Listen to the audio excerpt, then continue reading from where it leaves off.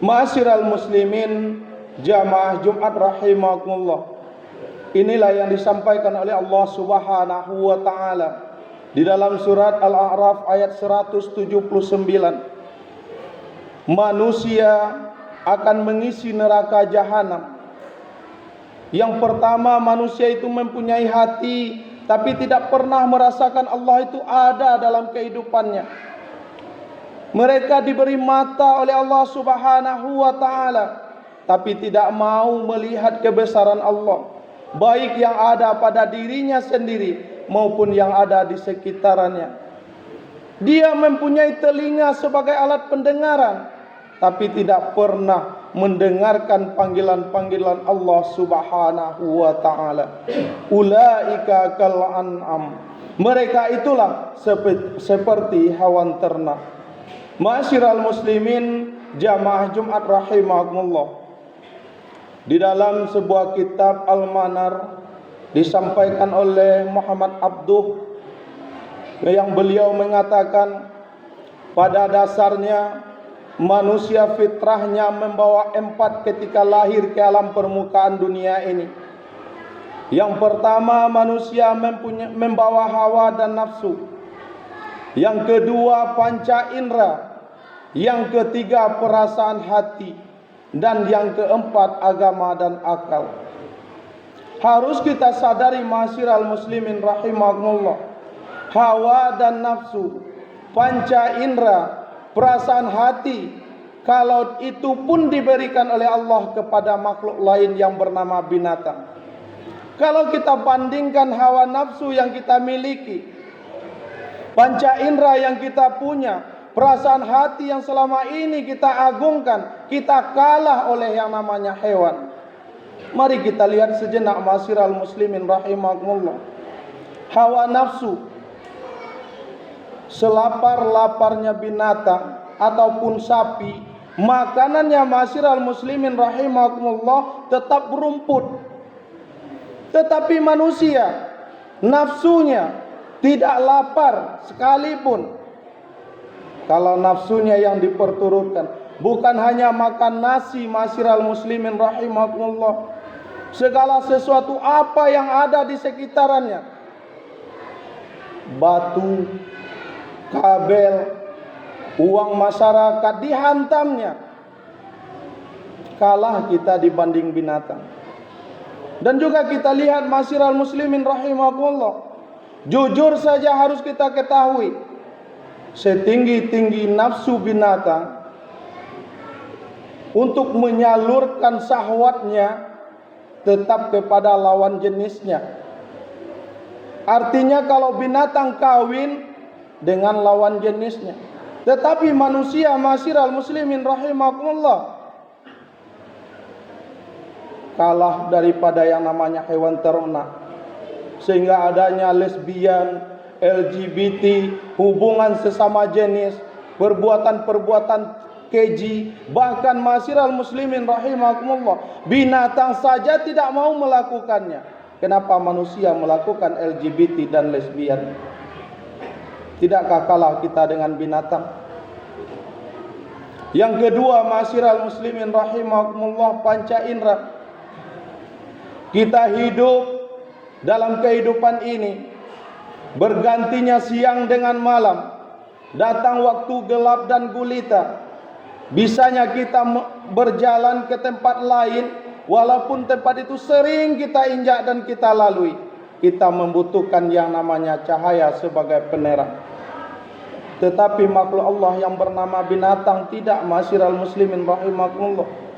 Ada cahaya atau tidak ada cahaya, dia bisa berjalan.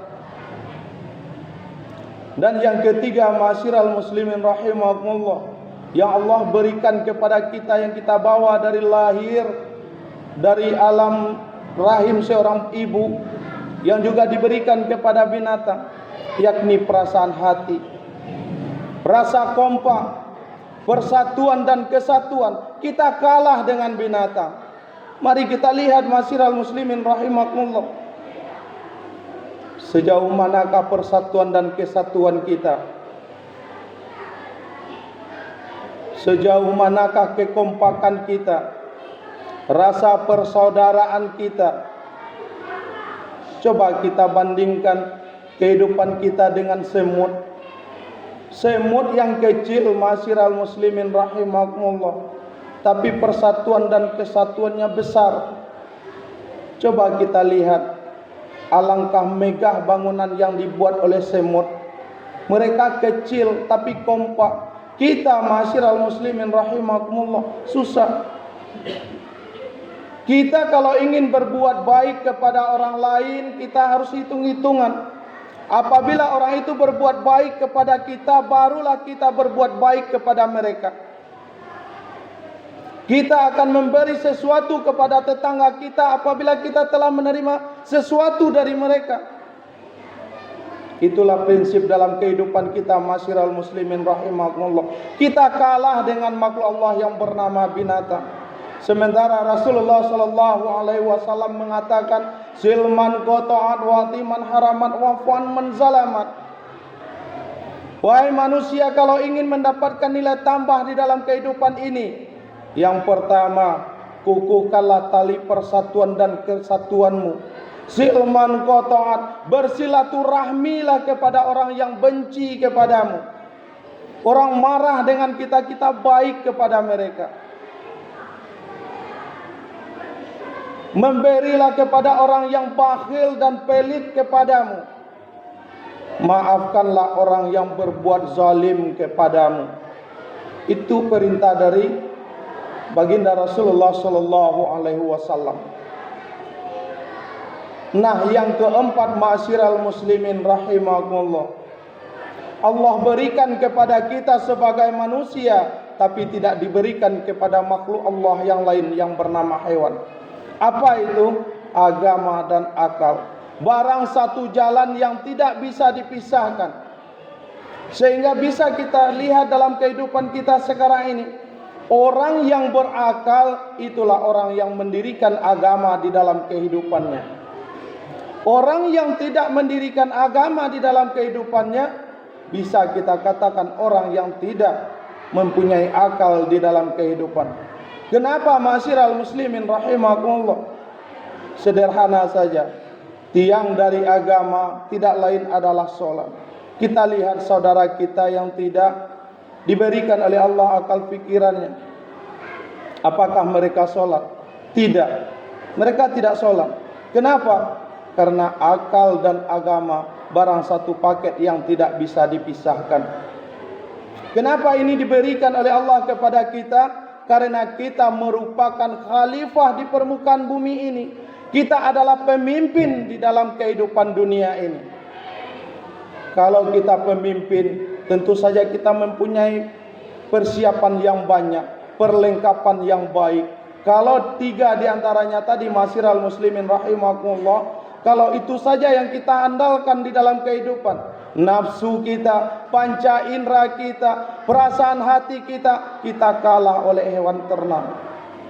Tetapi Allah subhanahu wa ta'ala, karena kita khalifah di permukaan bumi ini, fi ahsani takwim, makhluk yang paling sempurna dibanding dengan makhluk Allah yang lain, sehingga diberikan kepada kita akal dan pikiran. Maka dari itu, ma'asyiral muslimin rahimakumullah, sejenak kita berpikir tentang akal dan agama ini. Kita baru saja ditinggalkan oleh peristiwa Isra dan Mi'raj. Mari sedikit kita ambil sejarahnya dan kita tanya diri kita masing-masing. Karena Allah telah mengatakan orang-orang yang mendustakan ayat Allah, bukanlah dia menzalimi Allah, tapi dia menzalimi dirinya sendiri. Mari kita lihat ma'asyiral muslimin rahimakumullah. Ketika peringatan Isra dan Mi'raj, tentu kita tidak terlepas dari perintah solat. Kita lihat sejenak ketika Azazil, makhluk Allah yang paling rajin untuk sujud kepada Allah subhanahu wa ta'ala, rajin beribadah. Ketika disuruh sujud kepada Nabi Adam, dia tidak mau. Sujud bukan berarti beribadah kepada Nabi Adam, tapi dia harus menyadari dan harus menerima bahwa Nabi Adam itu banyak kelebihan dan keutamaan dibanding dirinya sendiri. Dia tidak mau. Makhluk Allah rajin ibadah, Azazil tidak mau sujud kepada Nabi Adam, dikutuk menjadi iblis laknatullah. Sementara kita sendiri ma'asyiral muslimin rahimakumullah, fi ahsani taqwim, makhluk Allah yang paling sempurna, disuruh diperintah sujud kepada Allah Subhanahu wa taala yang menciptakan Nabi Adam sendiri. Terkadang kita enggan dan malas. Kalau Azazil saja ma'asyiral muslimin rahimakumullah tidak mau sujud kepada Nabi Adam, dikutuk menjadi iblis, dibuatkan neraka untuknya. Sementara bagaimana dengan kita yang tidak mau sujud kepada zat yang menciptakan Nabi Adam?